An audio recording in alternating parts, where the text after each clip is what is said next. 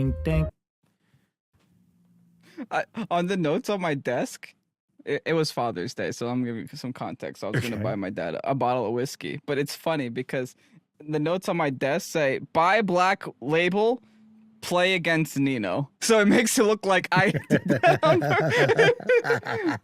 I just had both things to do that morning. I said, buy Black Label, play against Nino. Welcome to Pokésports, a competitive Pokemon podcast. I'm Mike, and I play with one Pokemon on the field. I'm Kevin. I buy Black Label and play against Nino. What a fun Sunday that was. Welcome. We talk about Pokemon and stuff here. So much Pokemon to talk about. Today on the podcast, we're talking about Unite, because that's a Pokemon to me. Yeah, the game's dead into Worlds. Like, let's be honest. But until Worlds, yeah. We've also got Taiwan Nationals. We've also got Worlds info to talk about. And then we've got the Q&A for the past couple of weeks where we've been asking, is this a Pokemon or is this a plant or element or rock? So we're going to get into all that today. But first, Kevin, you bought some Black Label and you played against Nino. Yes. How was that experience for you? Oh, it went great for me. I won. Yay. That battle's on the YouTube channel if you guys are wondering. It's for the Malamar games, which is essentially every single week we have a different theme, a different gimmick, a different way to play the game. Yeah, there are probably some people out there that don't know that on the Patreon there is a bunch of cool. Oh, this wasn't even on the Patreon. No, this was regular. This was on the real channel. This is on the channel. This was on the channel, youtube.com/Pokésports. But on that note as well, there are probably some people that don't know that on Patreon we actually put up some. Do we call it high level content? Do we call it professional level content? I'd say content. Yeah, some sweaty content. That's for sure. If you want to see Kevin get all sweaty, that's the place. I think currently after the one that I uploaded today, I am 6. It might be 15-1 or something. Wow. I'm doing well. Yeah, I'm doing great.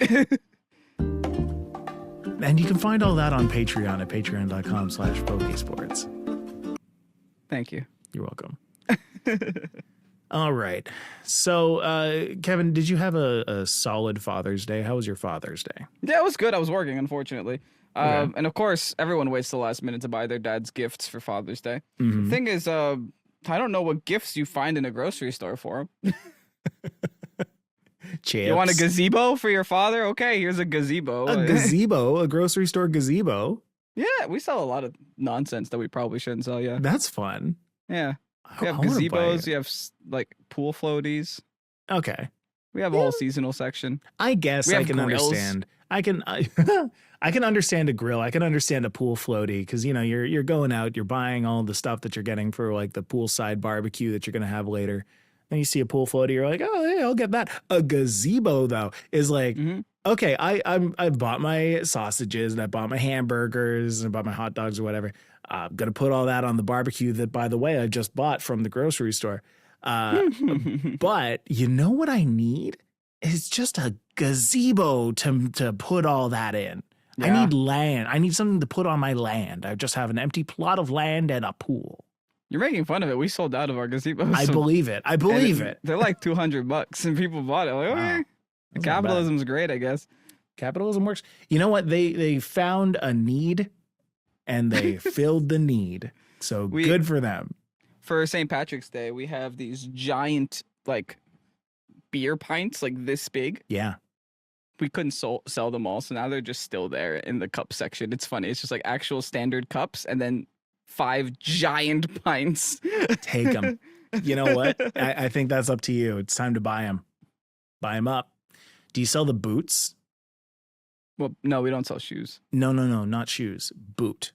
Like for St. Patrick's Day. Oh? You know how, Oh, no, not the beer boot?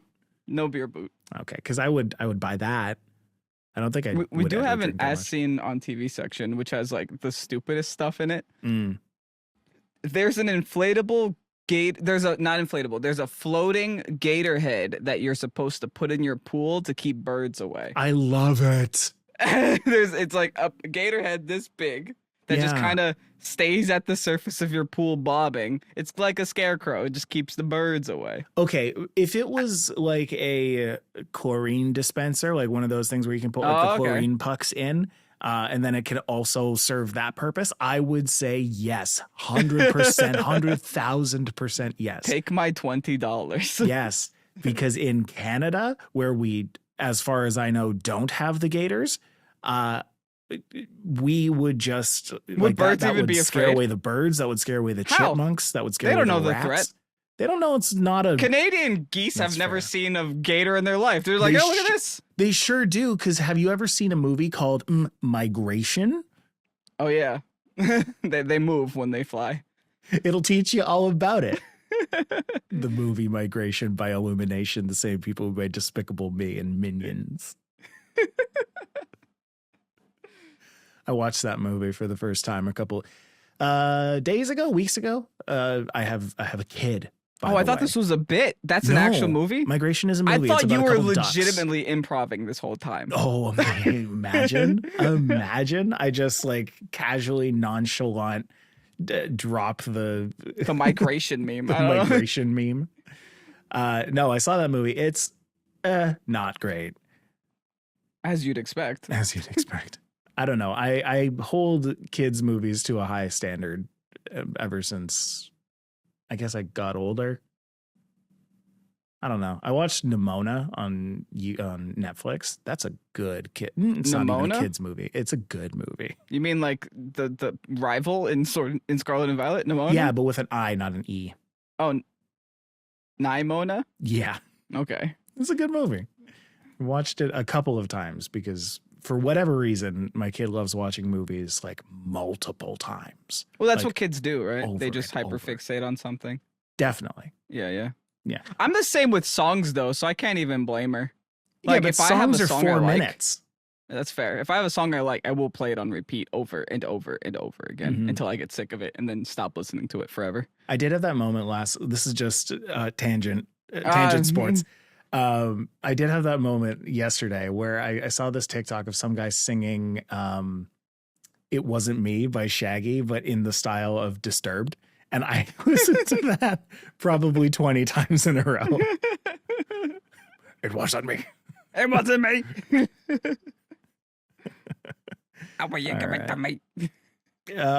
Let's talk shop here.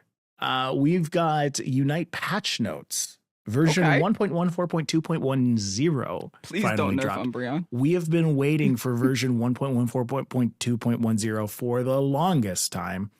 And here it is. Version 1? So there's been a bunch of changes. There have been some Pokemon balances, bug fixes, text fixes. There's a new event that'll be held on June 22nd, the Pika Party event. And there's a new gift code, Balance 0619. So for any of you guys who are joining us in Unite as we go back to it, or if you've been playing Unite this whole time, if you put in the gift code Balance, all caps, 0619. So yes, you can go and get a 3-day limited license for Blaziken, Duraludon, Mimikyu, or Slowbro. Oh, I guess it's random.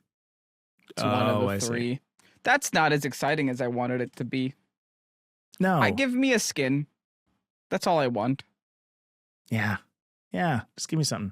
Anyway, let's talk about some of the buffs and some of the nerfs. Yes. Buffed Pokemon here, just as a summary. We've got Absol, Blaziken, Duraludon, Garchomp, Mimikyu, Mr. Mime, Slowbro, and Venusaur as the buffed Pokemon. I feel like Mimikyu was fine already, but okay, continue.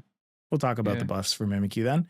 And then for nerfs, we've got Hoopa, Leafeon, Miraidon, Scizor, Trevenant, and Tyranitar. No Umbreon nerfs as of yet. No Inteleon nerfs either. No Inteleon nerfs, they exactly. Didn't touch the Scizor. And a Venusaur buff, so that makes me happy, actually. Mike likes his grass starters. Ah, dude, he's a plant. No, he's an animal. He's an animal with a growth on his back. Yeah. So of these ones, who do we actually care about? We don't really care too much about Absol or Blaziken, Duraludon. Maybe we will after these buffs. Who knows? Depends on how strong the buffs are, right? Yeah, but you know what buff they didn't give Duraludon? Or Chaludon. Yeah. They didn't evolve it. Nuh-uh.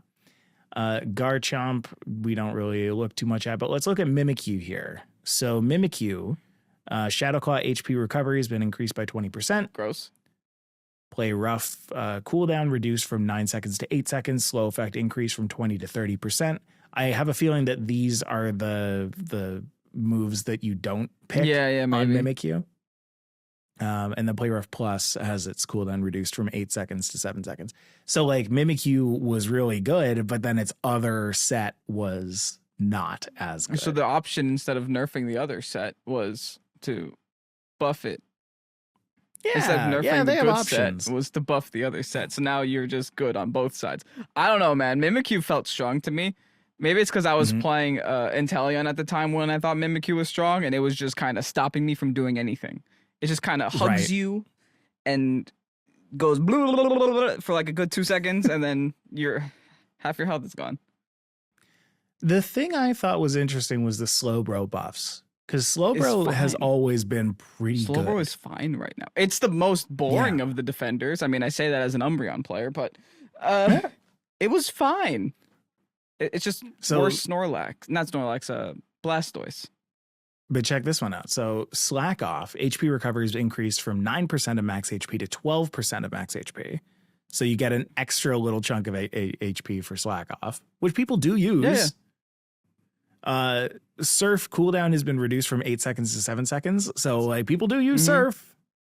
Now you can get in and out probably.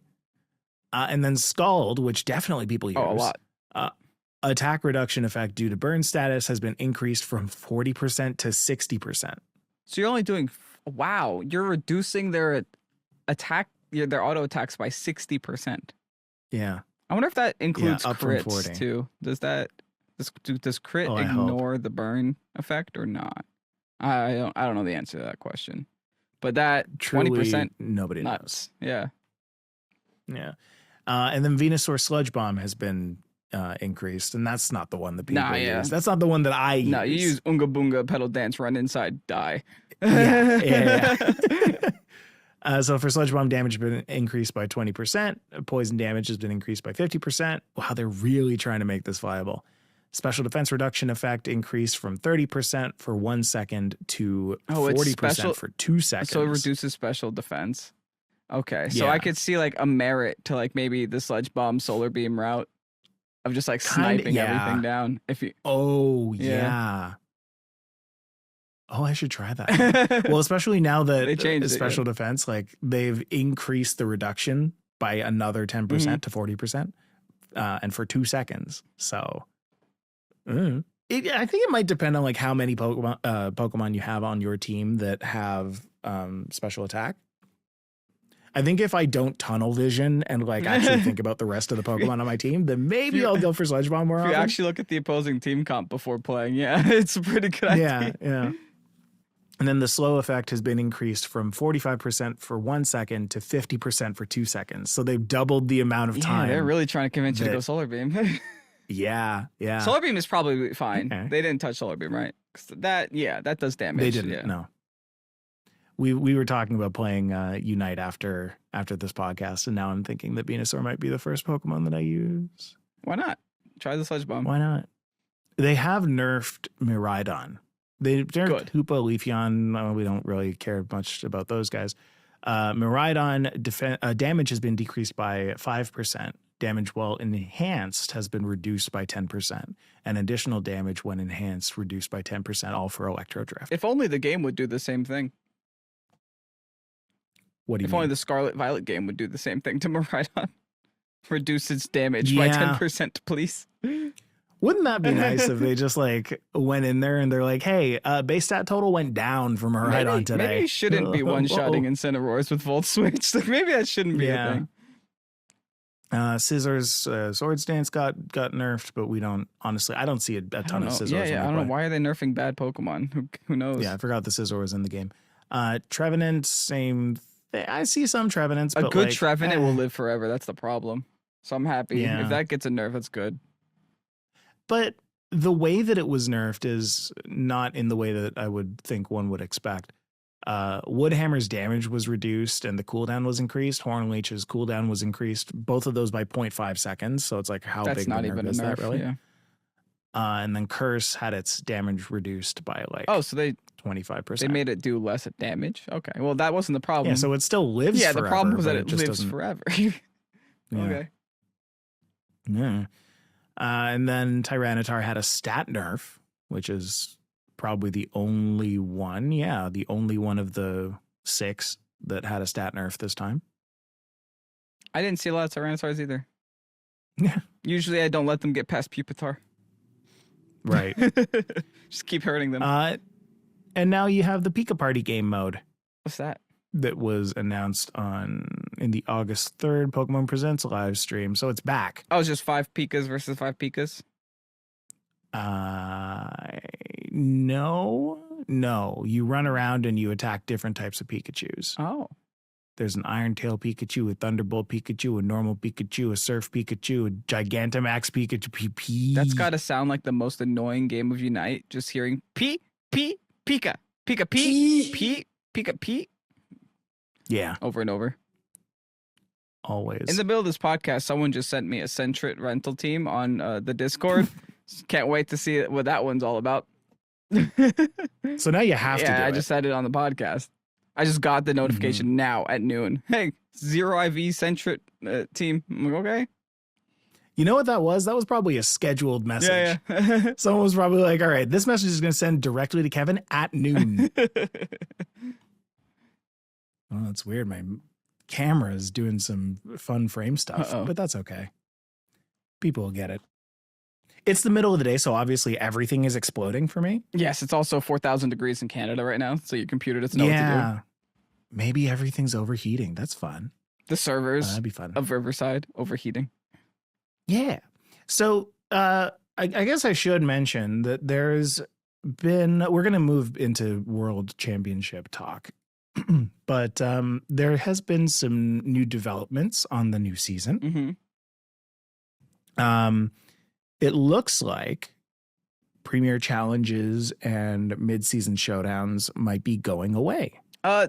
Instead, we're going to be getting leagues. Yeah, so it's like they lowered the championship points for local stuff, like the amount that you can earn in local stuff. I think you're limited to 1 per month now. So like you can't just sit there and spam them every weekend and then make your Worlds invite that way until it caps out at like what was it before 160. So it still caps out at what it was, but you can only the frequency is a lot lower. I said this to Mike earlier. It doesn't make a difference for me, so that's how I feel about it. Because I wish I could go to locals. I really do. I can't. Like getting Saturday off in a retail job is nearly impossible. Right, and getting Saturday off as a dad is also not impossible. Quite as easy. Yeah. Somehow the Saturday, which is supposed to be convenient for most people, is somehow not convenient for us. Sure.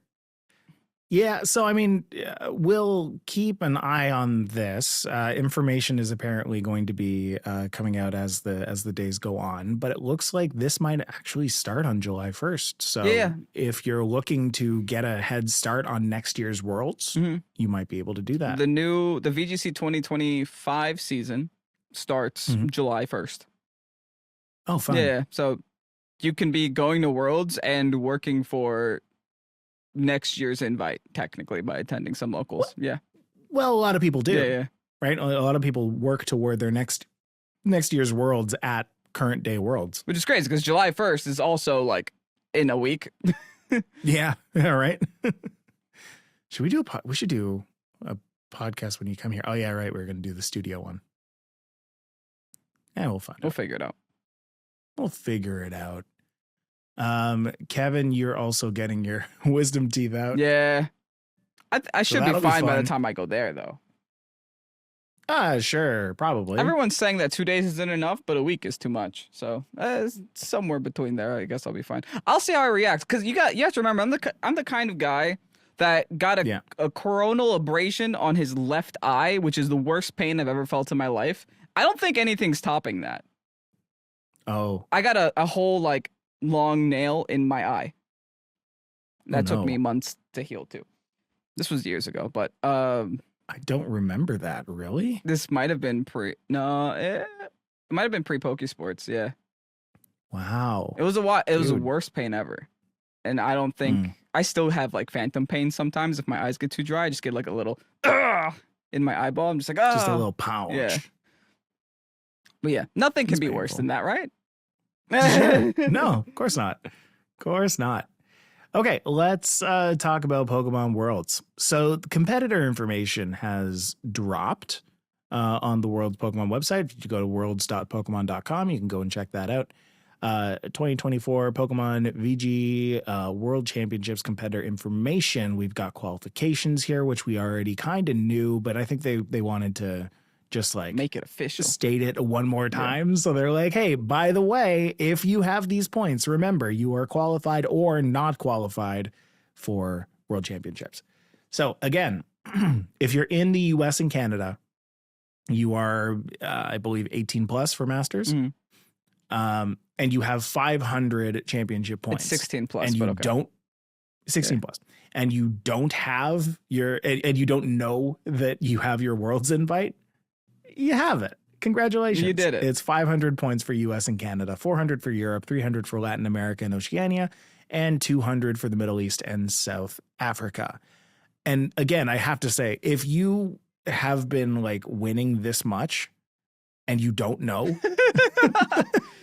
you might have been going 6-3 every single time and you have enough points if you go to enough of these. True. Yeah, it's true.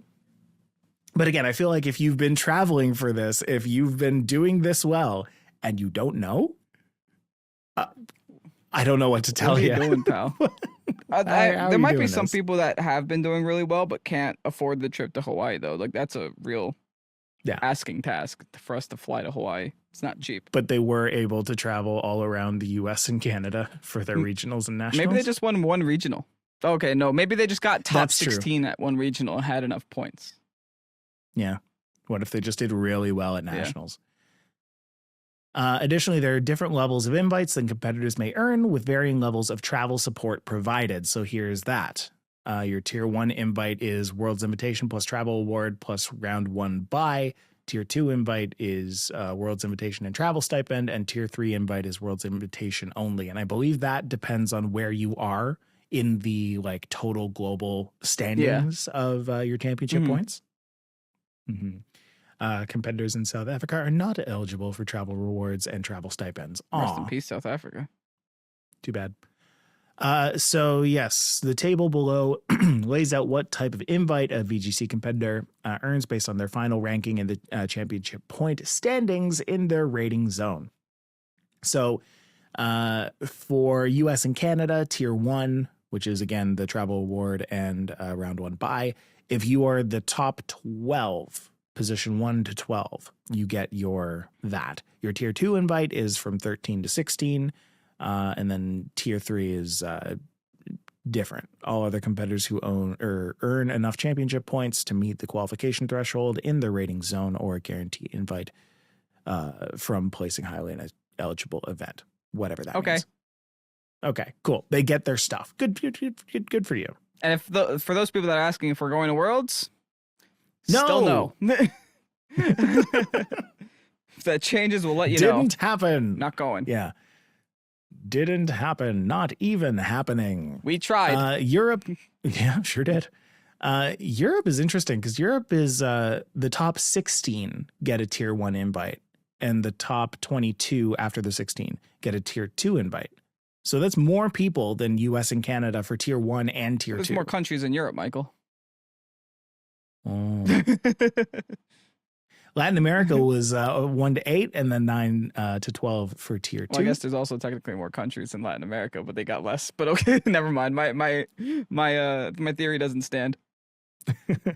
Oceania had 1 to 4 and then 5 to 8 for tier 1 and tier 2 respectively. So that's a far way to travel, I think. Maybe that's why. Is Europe to Hawaii closer? I wonder which way they would Oceania go.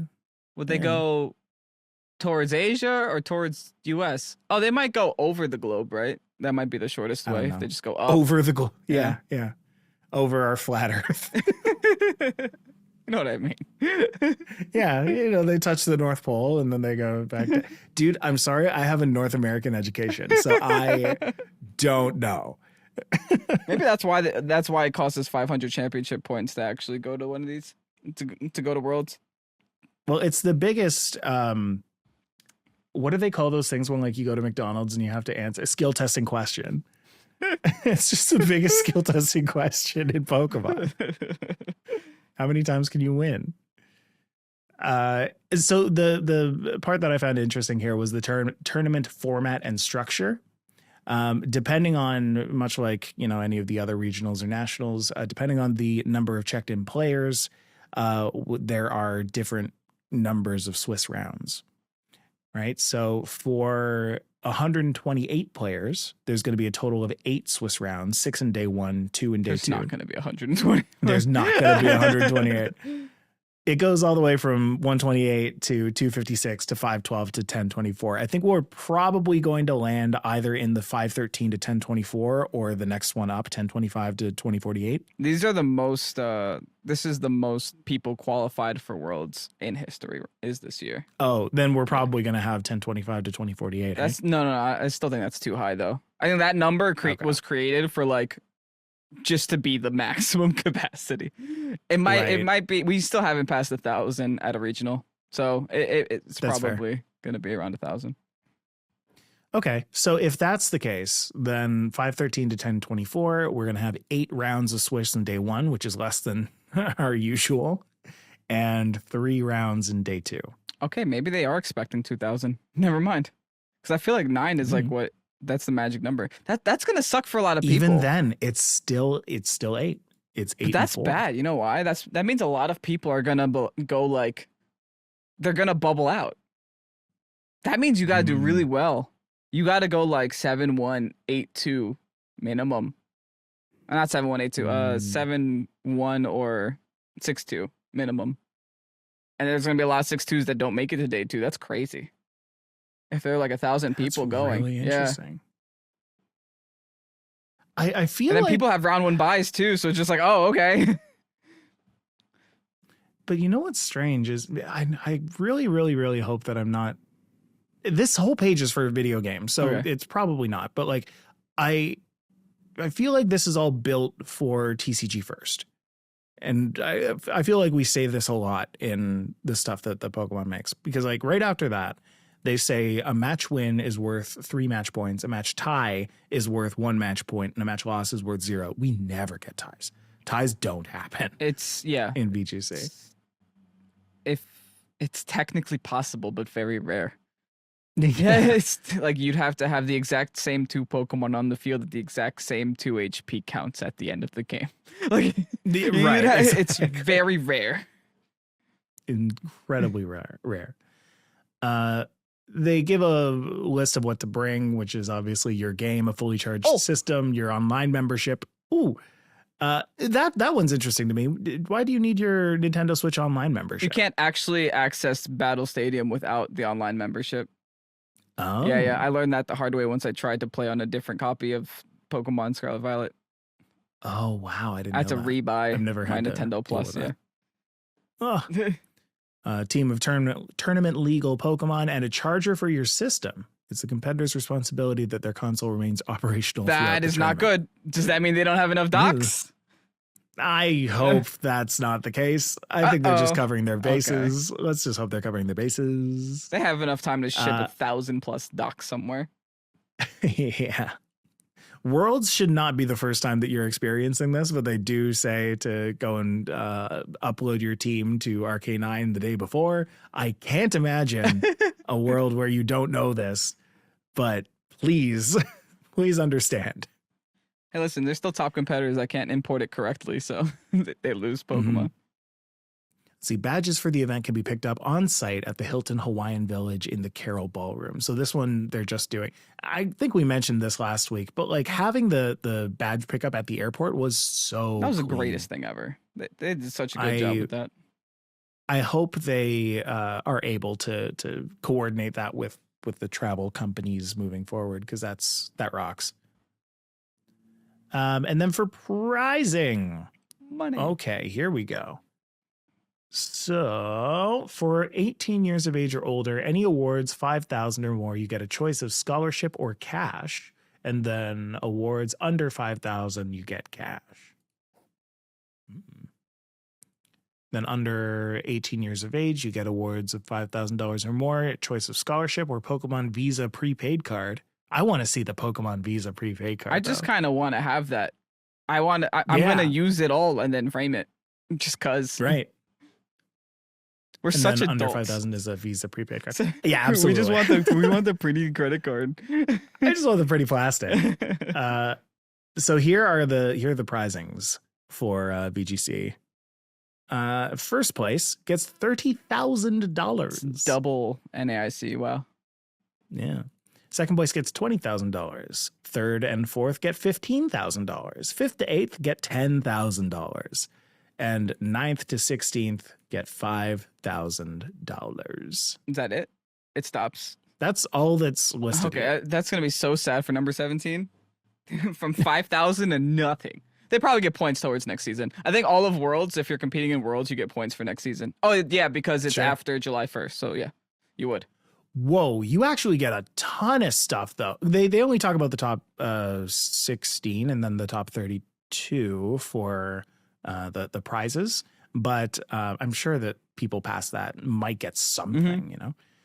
But you get a lot of stuff for first place. Like they just hand you like this gift basket full of all this stuff. Okay, so they've got the World Championship trophy, a champion hat, top 8 hat, top 32 hat. You just get all those hats. Bunch of hats.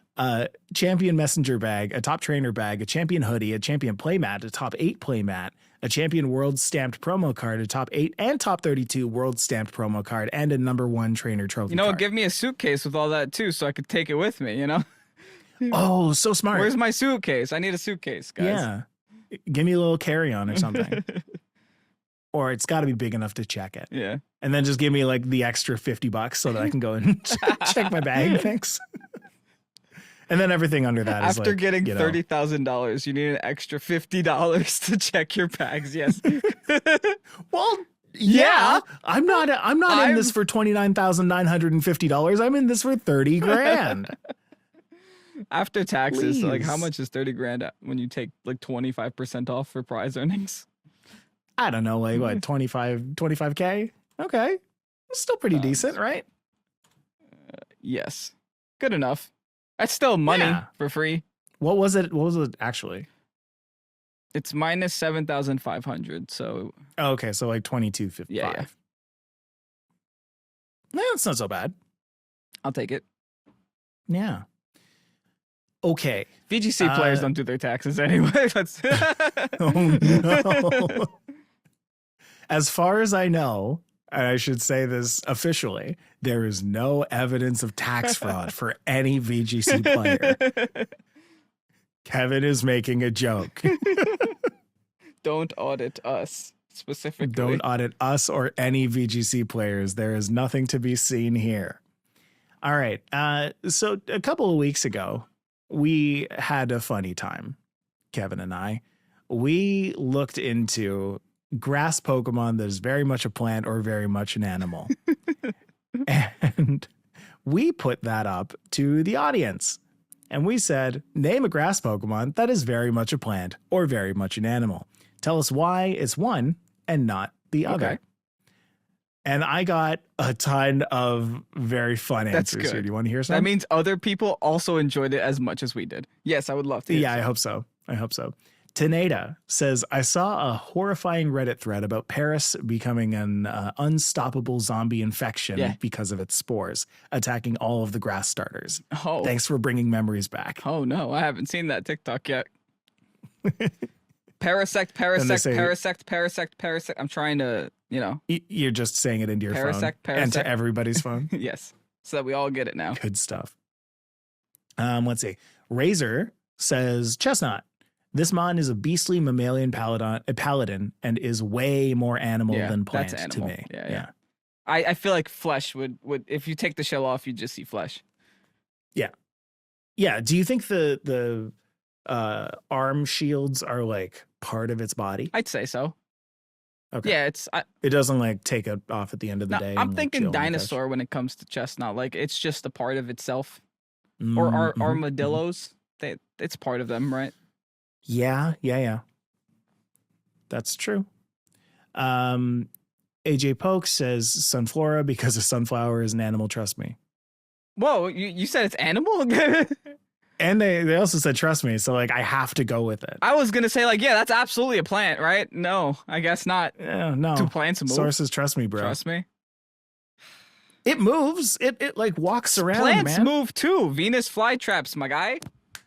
What if it's just like a lion, right? And its mane grows petals. Okay, I'm gonna throw one at you. What about carnivine? Plant or animal? I would say I'm gonna say plant. Dude, it has plant. It has stems as feet and arms. Yeah, it's really like its body is a bulb, and then it just has a bunch of like leafies that spurt out. Maybe it has like veins that help it move. I don't know. You know, Mike, you said you have to trust him. I'm gonna distrust him. I'm gonna disagree here. Okay.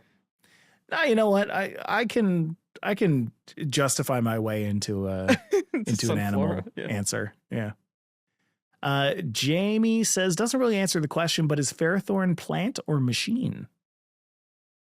I don't think it's machine. It's just an armored plant. Right? It's just a plant that found some metal lying around.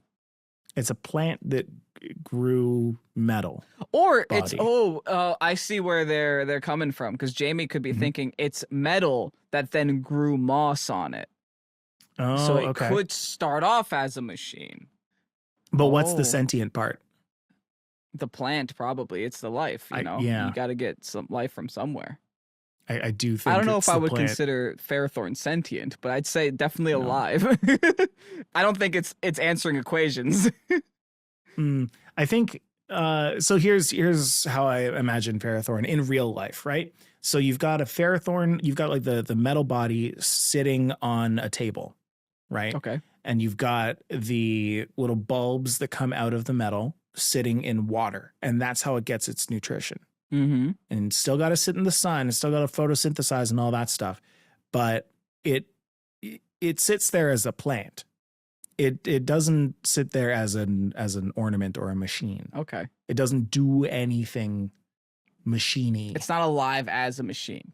It's just a plant that just so happened to be next to some metal pieces. Right. While it grew. Sure. Spencer says Bulbasaur. Have you ever seen the cursed children's board? What? Yes, have you ever seen the cursed children's board book about Bulbasaur made in the 90s? You've seen this. Two kids argue if it's a plant or a frog. Have you seen this? No, I thought you were talking about that TikTok where they cut it to pieces. Oh, yeah, no. But no. Two kids argue if it's a plant or a frog. This is like us right now. Yeah, we're doing it 20 years later. I think we fully did that. I think we did exactly Bulbasaur 2 weeks ago. Yeah. I'm still going to say frog with a plant bulb, yes. I would agree with that, yeah. I never actually thought of the Bulbasaur family as frogs, though. Oh, no, they're a toad. They even hop like a toad in Let's Go Pikachu and Eevee. Venusaur. That's really interesting. Never seen a Venusaur hopping when it's following? I guess, yeah, like when it runs and unite, it's like... Yeah. Yeah. It's a toad. Wow, no, I always thought of it as like a dinosaur, like Bulbasaur. Yeah. Stefan or Steven says I think the entire shift tree line is a plant. Definitely grows to resemble an animal, but ultimately just wood. Definitely C-dot plant, but Nuzleaf. I don't know, man. Let me see. Nuzleaf here. Yeah, I feel like it's got a lot of flesh. Yeah. You know? I feel like if you cut open that tree, there's a lot of sap in it, but maybe not blood. What makes it tough is that, like, you look at the hands and feet, right? And they're just like flat. There no fingers. It's got thumbs. It's got opposable thumbs, but no fingers. So stubs. It's like, yeah, it's just a branch. Yeah, it's tough. But then shift tree. I think definitely C-dot and maybe Nuzleaf. Yeah, plants. But shift tree grows like a little bit of like. It doesn't have legs either. It just kind of has stubs. Yeah, maybe it is just a tree. It gets that white fuzz. It gets like that could just be a birch straight tree. Up leaves. Yeah. You know what? I don't know. I'm gonna say plant. Jury's out. Mm-hmm. Yeah. And then let's do maybe two more here. Weeping Bell. It's just a bell. That's 100% a plant. Yes. That's a plant poke. They made a plant. Vileplume is an animal cosplaying as a plant. I'll challenge that. It has a plant hat, but it has animal feet. Yeah, Josh, I agree with that. But I think it's the same kind of thing. What is a Vileplume? Vileplume is just like a little blue guy with a plant hat. Yeah. With a big flower head. I feel like that's the same kind of explanation as I give Sunflora, so I might be inclined to agree with you. Okay, but like Vileplume, sure. Oddish, that has to just be a plant, right? I think Oddish and Vileplume are the same guy. I understand that, but I would say Oddish is a lot more plant than Vileplume. I don't know why. Maybe, but it's I mean just 3 leaves. Or 4 Oddish leaves. and Vileplume are the same circle and feet. Yes. They've just changed hats. But somehow it makes all the difference. Why is Gloom so much different than I say Gloom is plant because there's nothing going on in that head. Sure. Yeah. Oh, but you know what? Hold on. Vileplume gets arms. Yes, it does. But so does Gloom. Yeah, Oddish has no arms. Gloom gets arms too. That's fair. But I feel like you can Photoshop away Vileplume's head and like Photoshop in leaves and turn it into Oddish. Yeah. But you'd also have to Photoshop out the arms. It's almost like Gen 1 had unoriginal designs. Continue. Wow. You've said it. Okay, last one. Evangeline says, Wo Chen, it's a weed, not a snail. What do you think about that? It is just a bunch of leaves, huh? Like it doesn't really do it. It is a pile of leaves. It sure is a pile of leaves and shaved wood. I'm going to go ahead and say, yeah, that's a plant right there. Yeah. It's a very angry plant, but it is a plant, yeah. I think they could have made that grass ghost and nobody would have batted an eye. But then it wouldn't be part of the dark quadruplet. It wouldn't. Yeah. It wouldn't. Yeah. But it could have been, yeah. Grass ghost. Sure could have. And then after that, we went and asked in last episode, Plenty of Fish in NAIC, my favorite title to date. Name a rock Pokemon that is very much a rock or very much an animal. Justify. And we got a couple of answers here. Hold on. Animal or mineral. Okay. So listen, the first one is a plea to you. Oh, to me. Okay. This is from Stefan or Steven. I already apologize. I'm sorry. Who will probably correct me one way or the other. Who says, Kevin, I am begging you. It is Orthworm, not Earthworm. Earthworm is a real animal that exists in real life. Also not a rock. So. Yeah. How about we answer the question presented to us, Steven? Thank you. Orthworm is just a worm, though, right? Have you? Big worm. Steven must not be from New York. Have you ever heard a New Yorker say Orthworm? No. No, because it's Earthworm. What?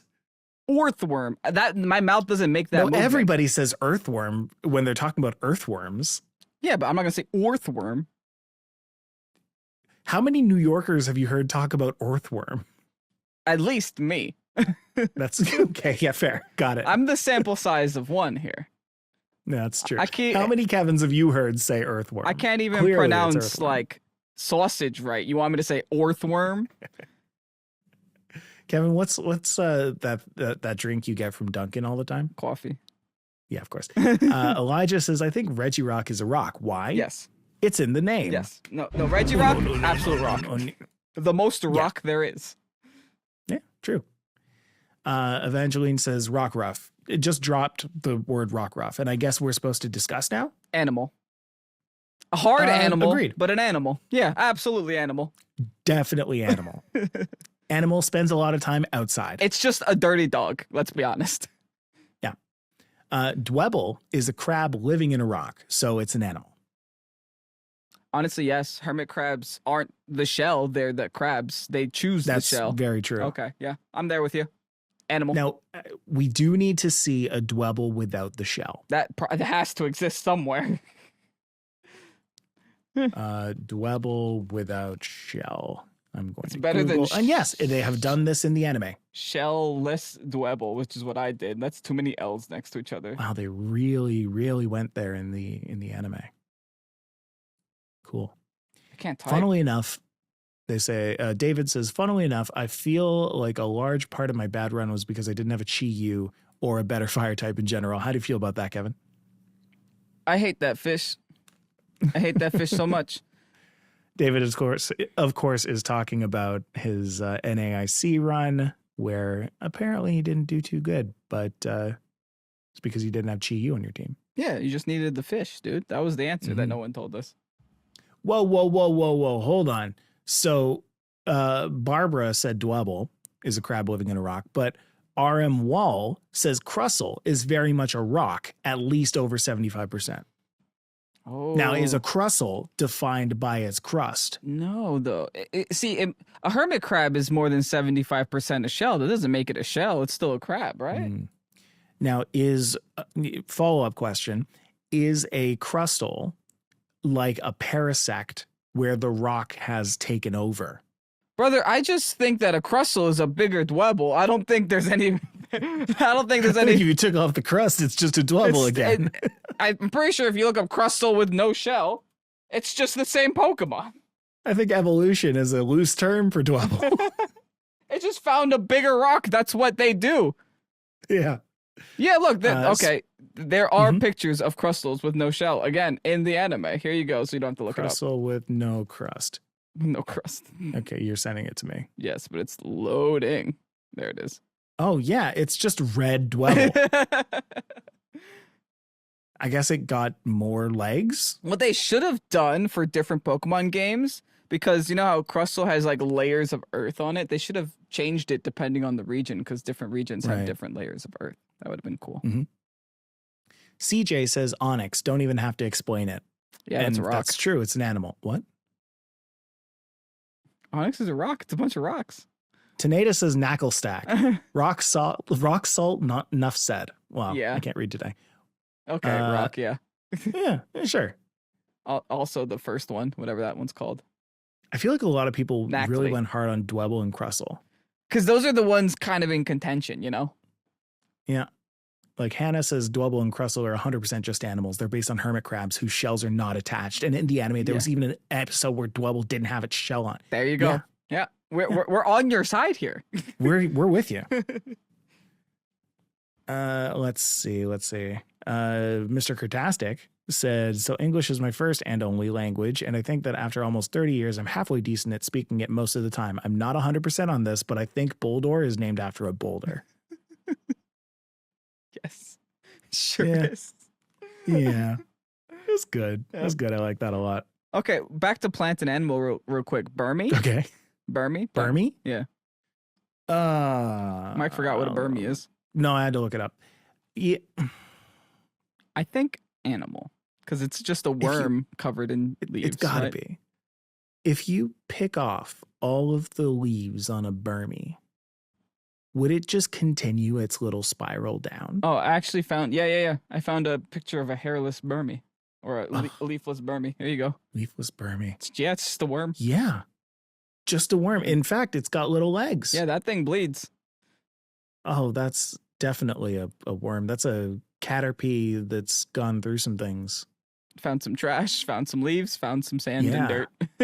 Yeah. I want a baby Burmy in my next. Burmy's just cold, guys. He's just cold. And we're here throwing him in Pokemon fights. Oh, here's a hard one. Going back to mineral or animal. Sure. Barbarical. See, okay, I'm looking it up not because I don't know the Pokemon, but because you haven't seen it. I'll be able to tell better. Animal, definitely animal. Okay, what about the Prevo Binacle? Binacle is basically Is it though? It's the Ferrothorn conundrum. This is more like a plant than an animal, is it not? It's just anemones and sea anemones, you know? Is its face hair? What? And folks, if you don't know what I'm saying, go and look up Binacle and tell me right now, is Binacle's face hair?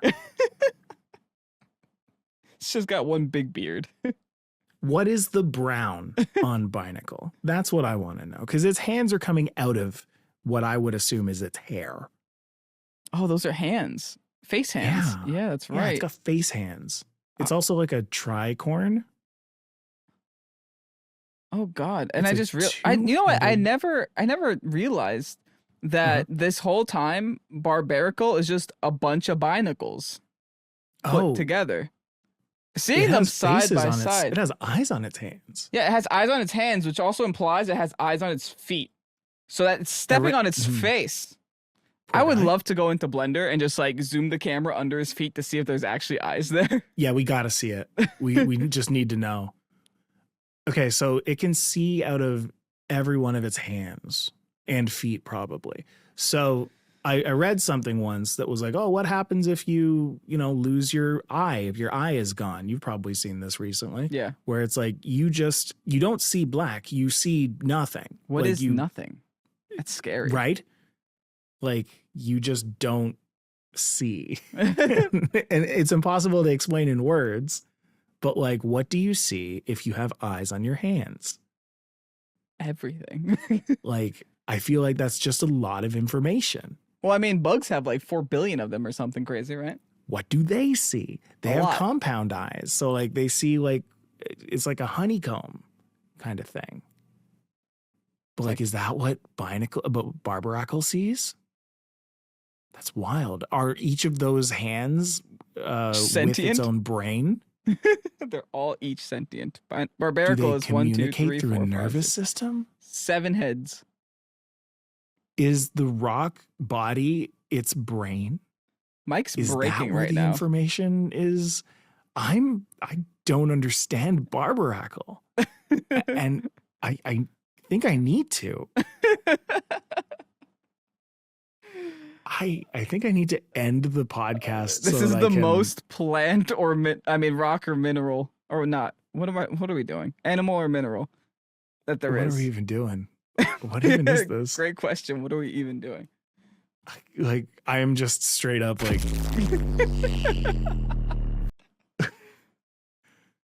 I need to get off of this page, man. There's no going back. No going back. Okay. Well, you know what? Looks like we have time for a little bit of a Unite game. So why don't Kevin and I get off of this thing and go and play a little bit? Try to get our sentience back. For the rest of you guys, if you want to go and check out some fun stuff, you can go on over to youtube.com/Pokésports where you can go and watch us play. Well, Kevin, play maybe me soon. Who knows if Kevin's mouth is depends on my swollen. Mouth. We can see us play some Pokemon every single day. It's so much fun. If you want to see people play more Pokemon, you can go on over to patreon.com/Pokésports. Why does that Binacle only have an arm? What? I sent Mike a photo of a Binacle in the anime who hops out of its rock. Oh my gosh, they're which two now different just makes Binacles. this questions even harder. There's 2 different Binacles. That's why in they're the called same Binacle. rock. That one's just a Knuckle. Oh yeah, it's just a Knackle. But it's not a Knackle. Because that's Knackly. Yeah. It's just salt. Oh my gosh. If you enjoy this podcast, you can go and do something about it and go and rate us on Apple Podcasts or go and answer our Q&A over on Spotify, or I don't know, share this with a friend and blow their mind about the fact that Binacle is actually 2 Knackles. Yeah. We'll see you next week. Bye. Bye.